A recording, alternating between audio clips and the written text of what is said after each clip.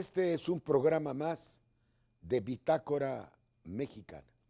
Contiene selecciones de emisiones que hemos hecho a lo largo del año que termina, dentro de un esfuerzo por abrir un espacio de plena libertad de expresión, de reflexión y de debate de la televisión pública.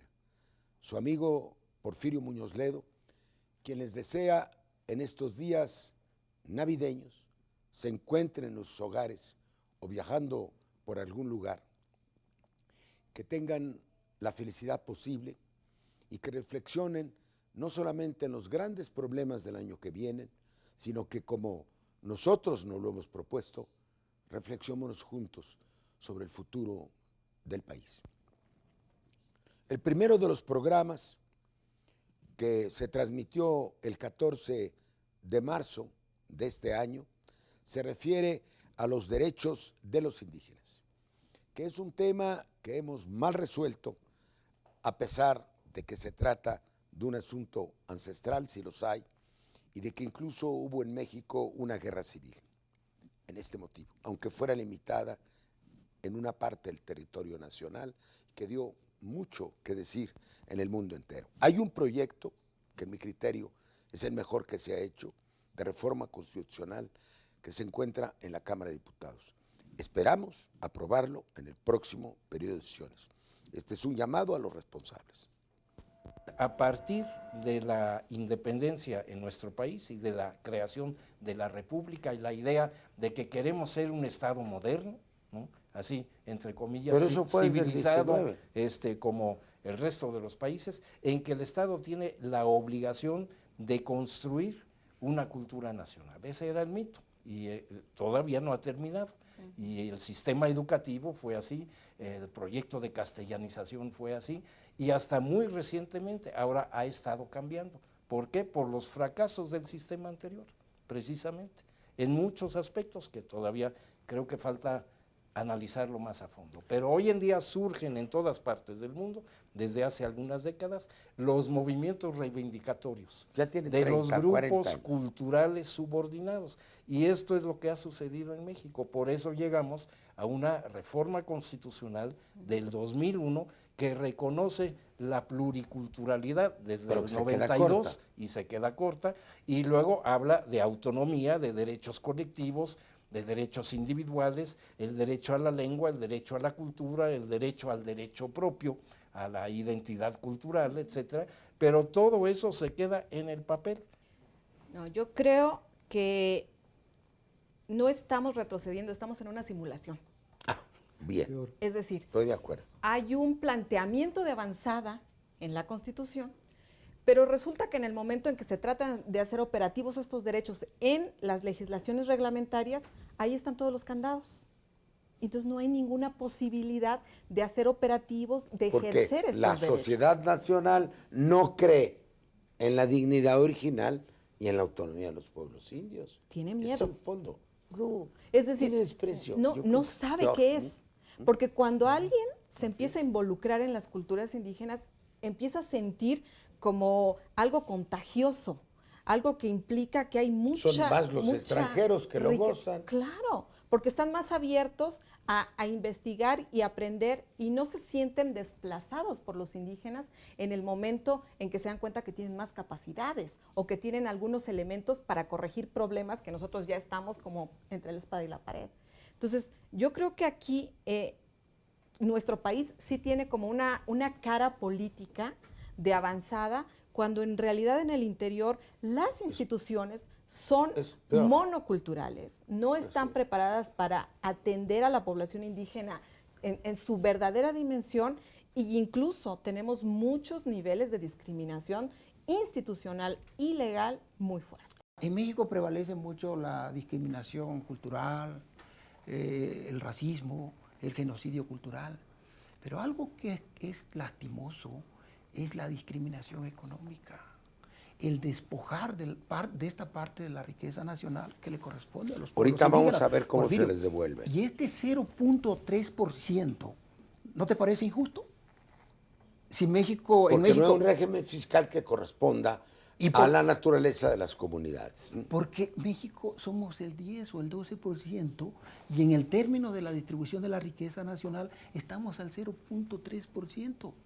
O sea, aquí hay una discriminación de naturaleza Objetiva. económica que impide disminuir el tema de la pobreza.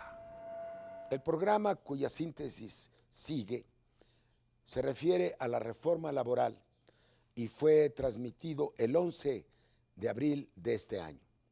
Este es un tema que está a discusión hace cuando menos 20 años. Hay varios proyectos integrales y hay algunas pretensiones del gobierno y de los sectores más conservadores del país para precarizar el mundo del trabajo. Este es uno de los grandes debates del 2011. Ojalá y la opinión pública le ponga la mayor atención. A nivel de los salarios mínimos se necesita un cambio. Esta comisión que hoy existe es una auténtica vacilada, ¿no? Se necesita crear un mecanismo de verdadera concertación alrededor del salario mínimo que puede ser decidido en el seno del Congreso finalmente. Por esa razón se ha planteado tiene obligación, un es obligación de instituto ley. que pueda resolver el tema del salario mínimo, el tema de la productividad y el tema del reparto de utilidades, como lo vienen haciendo en otros países. Salarios, precios y utilidades. Tratar de vincular. Planteamos, desde el 74 planteamos salarios, precios y utilidades. Esa es una propuesta. Una segunda propuesta es fortalecer la contratación colectiva, no atraparla, no secuestrarla como plantea el proyecto. ¿Es constitucional un tope de salario en contratación colectiva? No lo es. De ninguna manera es constitucional, pero hay que crear condiciones para el diálogo responsable, informado, que es el corazón de un modelo laboral moderno. Claro. Necesitamos Democracia y sindicatos autonomía. democráticos, pero necesitamos, antes que nada, que sean representativos de los trabajadores. Y no que sean nombrados. Y nuevamente, este proyecto pues va precisamente en el sentido opuesto, a que los trabajadores sigan siendo carne de cañón de los líderes sindicales. Entonces, en aquel proyecto del PAN se proponía, por ejemplo, abrir la posibilidad de tener, además de sindicatos, comités de empresas. Bueno, si no estás a gusto con una organización sindical, sobre todo en una empresa relativamente pequeña o mediana, los trabajadores, ¿por qué no organizan su propio comité en el cual podrían participar distintos Que sindicatos? fue el origen del sindicalismo, por Dios, Claro. las mutualidades y los comités. Claro, pero no es tan fácil Fue el controlar. origen histórico del sindicalismo. Pero no es tan fácil controlar un comité plural donde hay dos sindicatos de acá, un sindicato más allá, otro más acá, trabajadores no sindicalizados.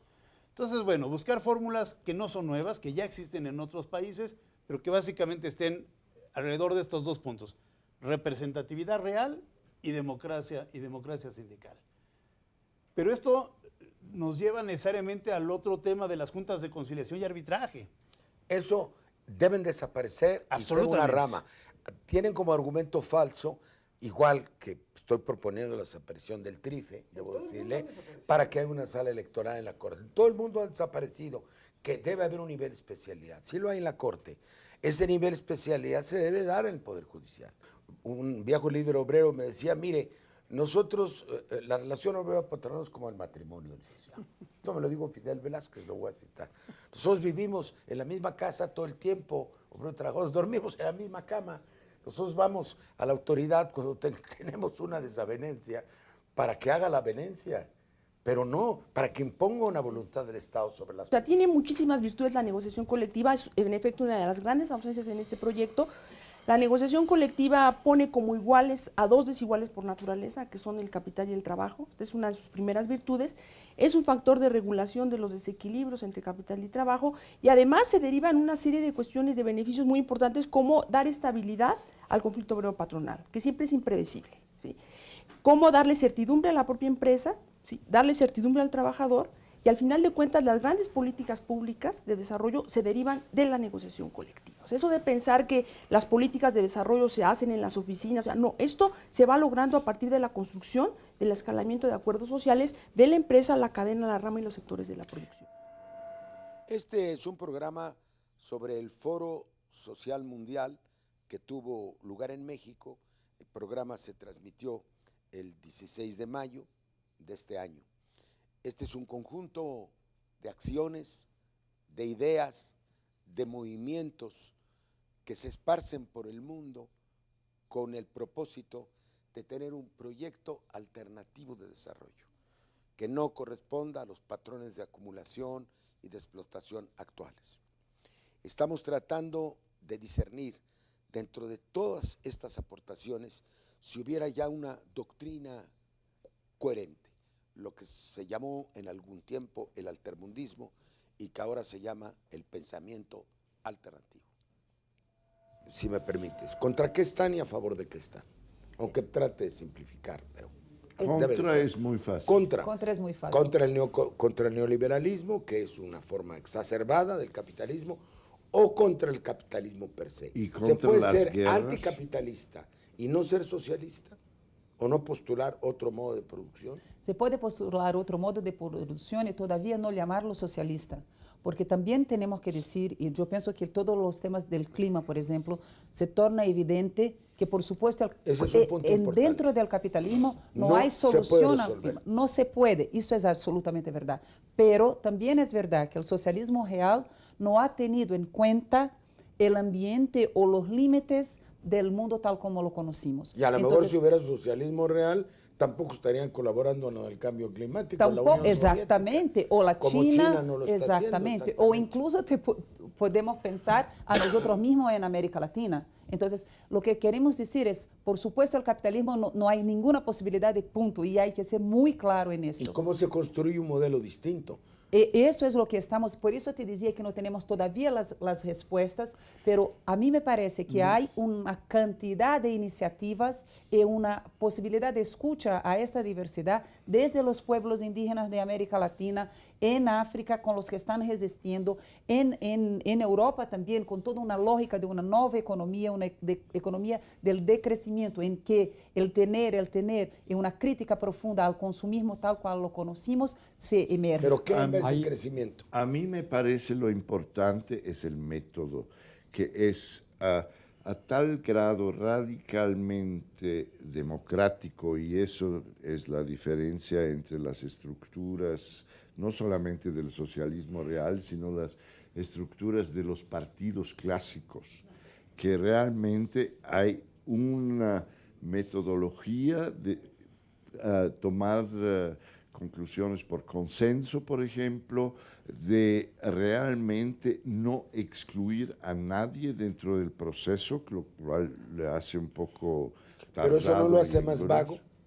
vago? No, porque finalmente se llega a propuestas que sí tienen el consenso de muchísima gente y que son bien, aunque el proceso lo hace más vago y más largo y tardado, al final llegamos a conclusiones muy simples. Voy a dar un ejemplo. En cuanto a la problemática de migración, en un momento dado, a partir del Foro Social Europeo, surgió una frase: ningún hombre es ilegal y hay que sustituir la nacionalidad por la ciudadanía de residencia. Es decir, cualquier ser humano donde permanece con un cierto tiempo tiene igual derechos y obligaciones que los demás. Con esto se acaba la problemática. El derecho a migrar como un derecho humano es mi último artículo. Sí, El por derecho, Perfecto. en el tratado, la Convención Internacional sobre todos los trabajadores migrantes familiares, en el artículo 8, nuestro Iniciativa tiempo de México. logramos, Iniciativa de México, logramos meter la idea de que todo ser humano tiene el derecho de salir de su estado de origen y tiene el derecho también de quedarse. Hay el derecho a migrar y el derecho a no migrar, que es un derecho humano, que es parte de la globalización. Ahora, aquí lo que me preocupa, tú dijiste una palabra, tardado. El proceso es tardado. Se está creando una tercera fuerza, está citando a Washington Post. Es una nueva manera de hacer política, dice Oscar. Tú aludes a que es tan importante el método como el contenido, curiosamente. Es decir, hay un amor, una fijación en el tipo de organización social. Y en la un poco cultura mayor, política, en la claro. cultura política. Pero eso nos pone en varias dimensiones. Supone el movimiento más democrático del mundo, es otro concepto de democracia. No es democracia representativa. Ni tampoco Nadie la representa participativa. a nadie. Claro. Tampoco es la participativa, no es la gestión en común de servicios públicos, ¿no? Tampoco. No hay altermundistas en los parlamentos, pero los parlamentarios pueden ser altermundistas, Así como es. los decían ayer.